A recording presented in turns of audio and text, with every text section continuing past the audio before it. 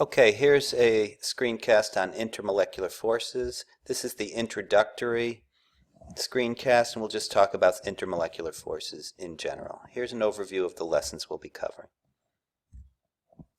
It's a good idea to relate intermolecular forces to intramolecular bonds. Let's be clear. An intramolecular bond are those lines, are those strong bonds that form molecules. For example, an ionic bond is a type of intermolecular bond between a metal and a nonmetal. That is a strong bond, and that is a single substance known as sodium chloride.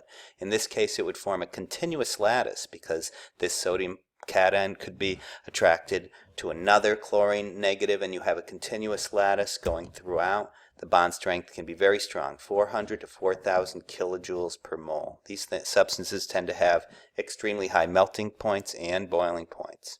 If the intramolecular bond is between two nonmetals, we call that a covalent bond. But everything's to the right of the staircase, and you have a sharing rather than a transfer of electrons. But the bonds can still be pretty strong, up to 1,000 kilojoules per mole or so. These are molecules. Now you can also have intermolecular forces between the molecules, like between, say, sodium chloride and methane, something like that. It's not a bond, it's a force, and it's an attraction between those molecules. If it's a strong attraction, well, they'll tend to have high melting points and boiling points. If it's a weaker attraction, they'll be lower. They might be gases at room temperature. The strongest intermolecular force is between an ion and something that has a difference in polarity. They call that a dipole.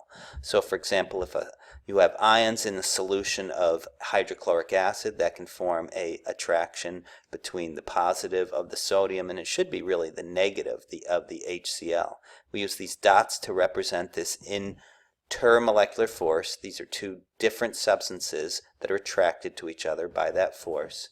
And you can get strengths up to, say, 600 kilojoules per mole. Remember, this is between two different molecules, and we usually use this to understand things like melting point, boiling point, and more larger sorts of forces. We use these to understand what holds a molecule together. A hydrogen bond force is a very strong intermolecular force, and it's between hydrogen and nitrogen, oxygen, and fluorine.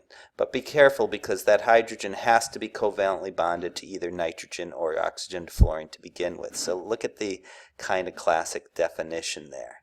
And these can be up to 200 kilojoules per mole. And there it is there. Notice that we have a hydrogen to oxygen intermolecular force, so that's a hydrogen bond, but it doesn't count unless this has covalently bonded to an oxygen, a nitrogen, or fluorine. If it seems it's a little bit confusing, it can be at first, but you'll get used to it.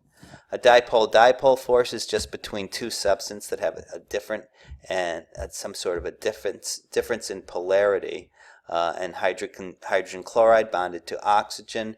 There is your dipole there. Oxygen is not a good example. I'd rather see something that can also form a classic dipole. I mean, this is a nonpolar substance. And a London force is between two things that have no difference in polarity. So they're two identical molecules. But even so, you can imagine at a given moment in time the electrons being shifted more to one side than the other. So there would be a very, very slight positive to negative attraction. Every substance has these, and these can be as little as less than 1 kilojoules per mole. So that's a summary of the chemical bonds and forces, and usually you'll get asked questions that say, well, which will have a higher melting point, and you try to look at how strong those intermolecular forces are. The stronger the intermolecular force, the higher the melting point, the higher the boiling point.